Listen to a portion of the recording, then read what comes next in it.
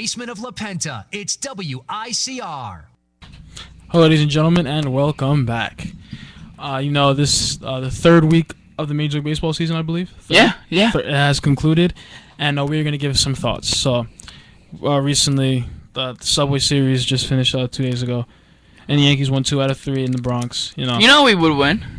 You know that. I didn't know that, but I mean, I expected it to, because September series will be hopefully more interesting.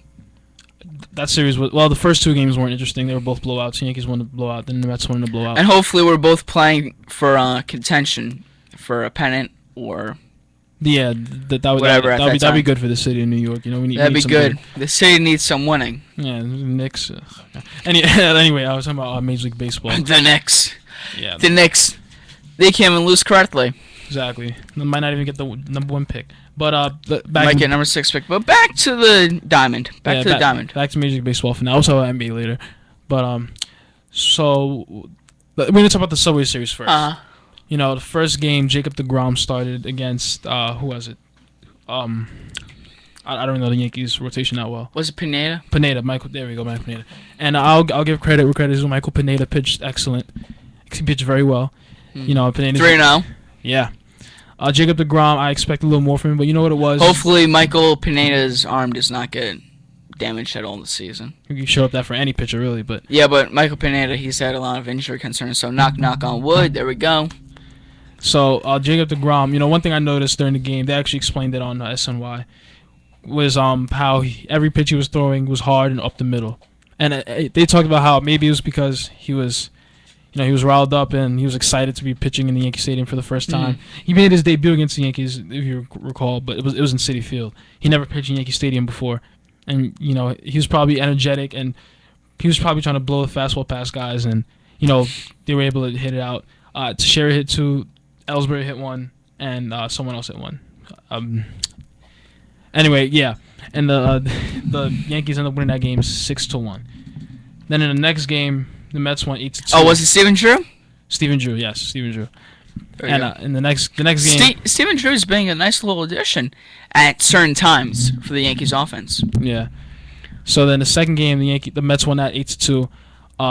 Kevin Plawecki got the catcher for the Mets, was replacing Travis Dunn. And hold on. Got his first home run. Hold on. Shout out to WICR's own Anthony Carlo for doing his Kevin Plawecki little segment for fantasy.com, I believe. Anthony was featured on TV and online, and it's great to go see Anthony move on into the, I wouldn't call it the real world. We're all in a real world, but I would say the big working world of media. The working world of mass comm and media. So congrats to Anthony, and go Gales. All right, so back to the Subway Series now. Plawecki hit his first home run, and the Mets were able to spray hits. Eric Campbell hit one, the guy replacing Wright because of injury as well. And the Mets won that game 8-2. Now the third game, I was actually busy that day, but I did catch what happened. And are you talking about Sunday night? Yes. Yeah. On ESPN. And the Mets, they had a chance to win that game, but they committed 4 errors. I don't care how good you are, you don't deserve to win a game if you commit 4 errors, and they didn't. And they lost 6-4.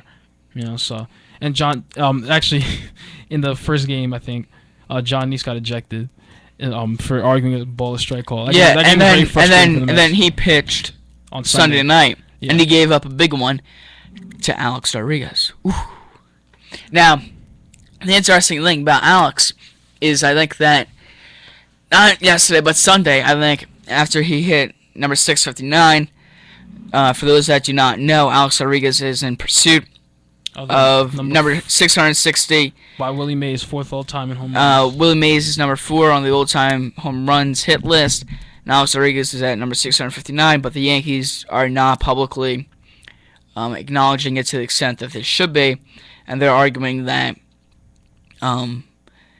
this milestone home run will not be marketable because they say it's quote-unquote tainted and stained because, end quote, because of his past PED admission and usage.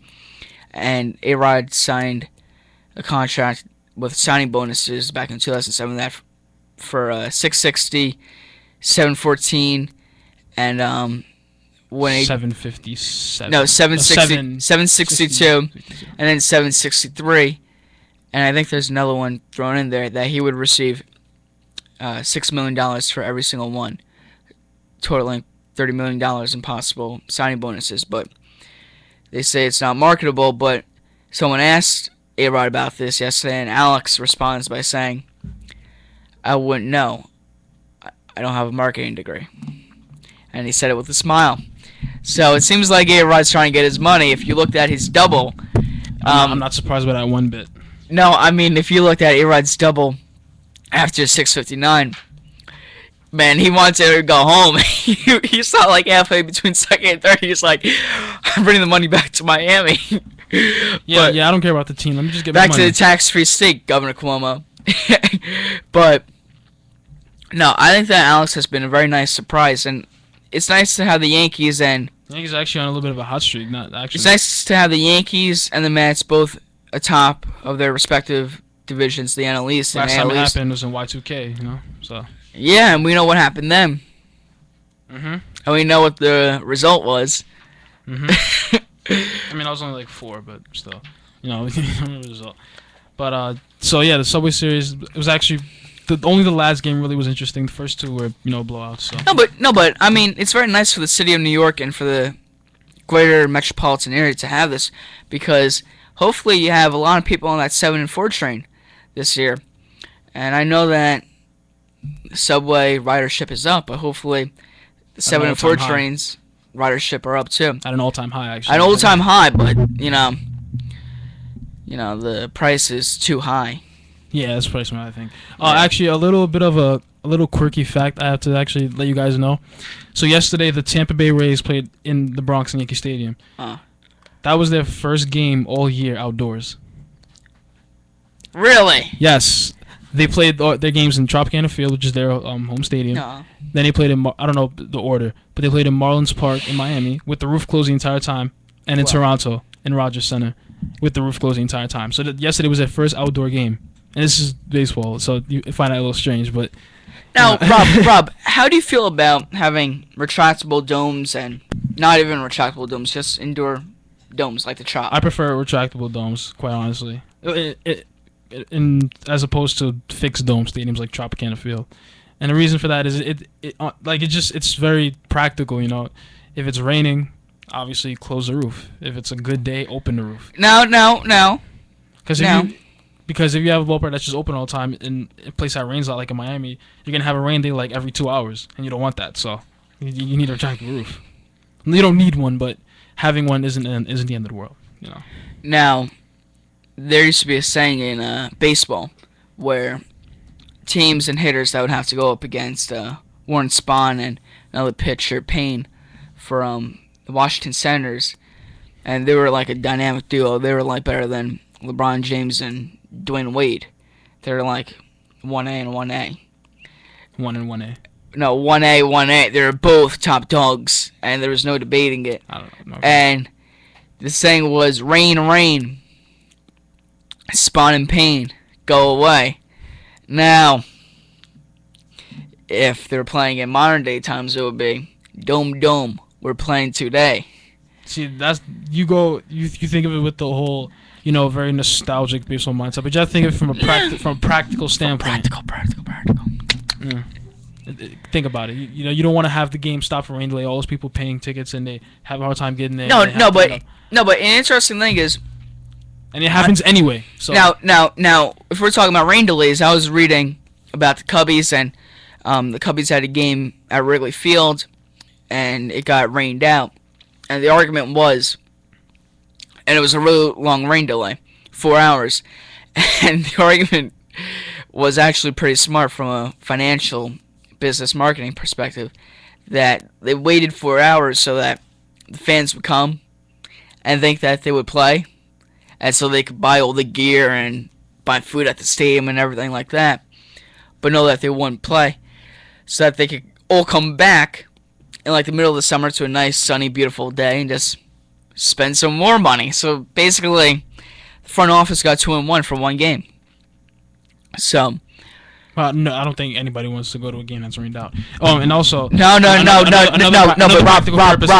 Rob, they canceled the game right when they would be able to play. Actually, so there was no reason to cancel the game if they already waited 4 hours. In the series in the Yankees versus the Tigers, it actually snowed in Detroit. Yeah, and baseball's going to be played in snow. You don't want. Those guys didn't want to play baseball in snow. No, but Rob, baseball is not supposed to be played indoors. It's supposed to be affected and played in the elements. That's why I want. That's why I like retractable roofs. I don't like fixed dome stadiums. And that's why baseball is so much more graceful, beautiful, and different than, let's say, football or basketball or hockey, where the dimensions are all the same. Whereas in baseball, every little stadium has this little quirkiness, the pesky pole and Green Monster, in Fenway, or the Ivy and the brick wall in Wrigley, or a short porch in Wright Yankee Stadium. You pick your park, and the park picks their part. So, I mean, in football, it has to be a certain size, or it wouldn't be NFL football. It'd be Canadian football. It was too big, so it kind of needs that. And also, and also in football, they played in the rain and the snow and mostly bad conditions, except for like disaster. No, but Rob, there's no reason that baseball doesn't say it's gonna be 350 down lines and 400 to center. But you know, baseball, they like to go celebrate that uniqueness and everything like that. They like to be different, and I think that is incredible. And Rob, could you just explain more stuff about why you don't support the abolition, so to speak, of retractable indoor stadiums? I mean, there's nothing really I need to explain. Really, you want people to go to a game and watch it. You don't want to have them. You don't want to have them angry that you made them sit there for 4 hours and not watch a game. You know, they're spending their own money. They're spending their money telling you, we still support you guys. We want to see a game, and then you don't show a game, or you don't tell them that the guys are gonna play, and then they're gonna be disgruntled. They're not gonna like management. They're gonna be angry at the management. Saying, "Oh, we should have just left. Then you should have told us that there's gonna be a game when you made us wait for 4 hours. We could have been home by now eating dinner or something like that." Yeah. And to avoid all that, just have a retractable roof, not fixed dome, unlike Tropicana. Retractable roof. And but it looks ugly. Yeah, but you know what? It's not baseball. It's not pure. See, that's the problem we talked about in the first topic. You're one of those, I think baseball should only be played the right way. Oh, it's not pure. Like, listen, we're in 2015, okay? Changes sometimes. You're able to do pure things in 2015. Sometimes changes have to be made, okay? Sometimes you have no choice. No, this is what I was stressing before. Don't sell out to the commercial aspect, and keep your integrity. So getting a roof is selling out to the commercial aspect. Yeah, because let's say Wrigley Field said, okay, we're gonna not play here. We're gonna play at the Cell or at Miller Park for a year, and we're gonna go build a retractable roof.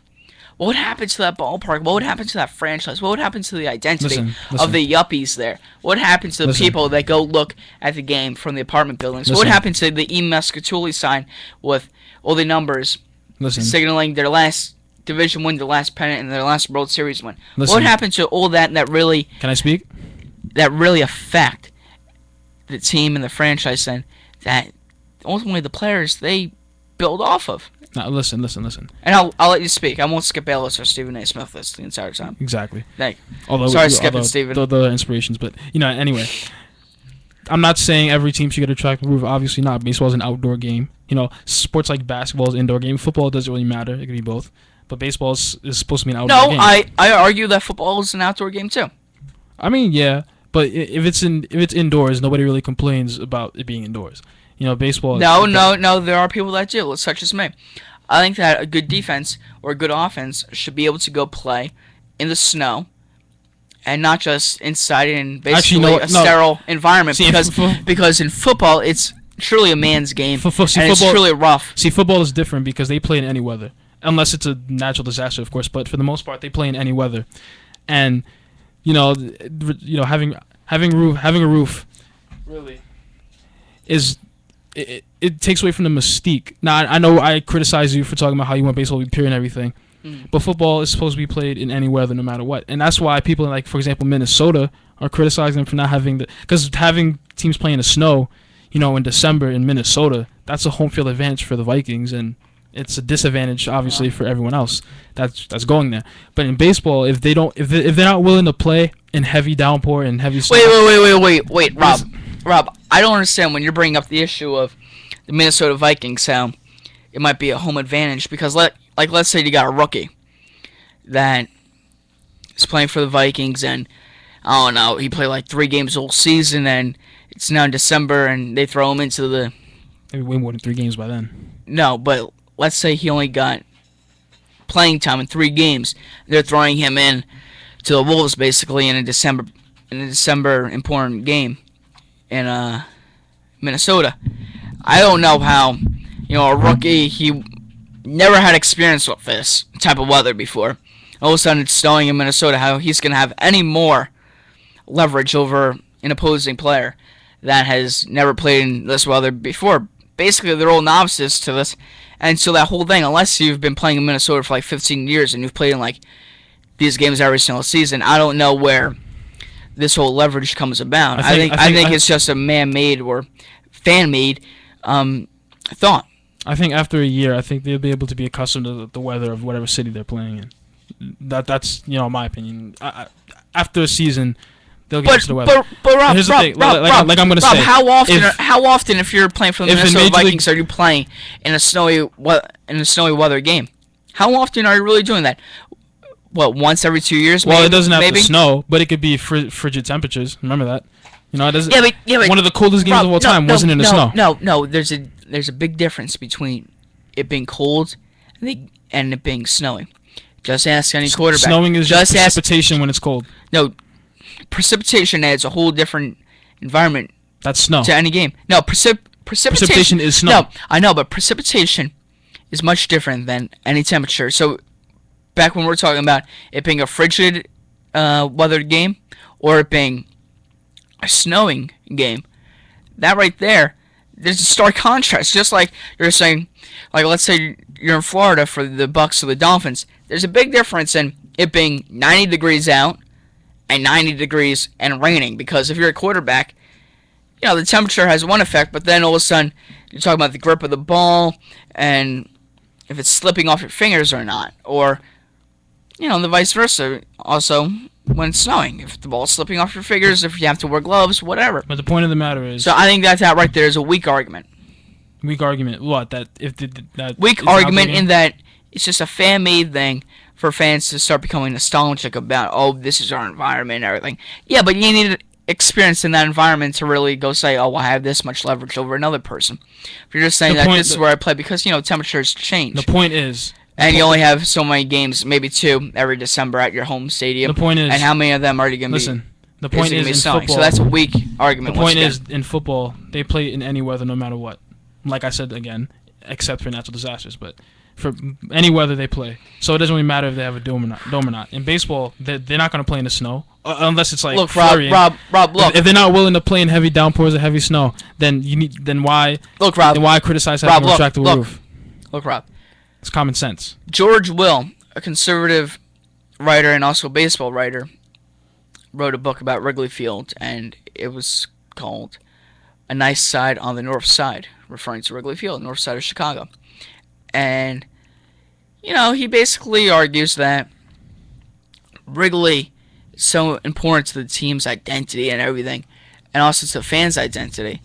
But also, if you just have a team or a team fan base that's out there watching a game in a sterile condition like the Trump that lacks any important experience with them, and it lacks any personality, and so all of a sudden you're just watching a team, you might as well be watching them in the local school gymnasium or in a batting cage. So you make that argument for baseball, but in terms of football, I said pretty much the exact same thing. And yeah, but you failed to go bring it over into baseball as well. But I think that the segment is already running long.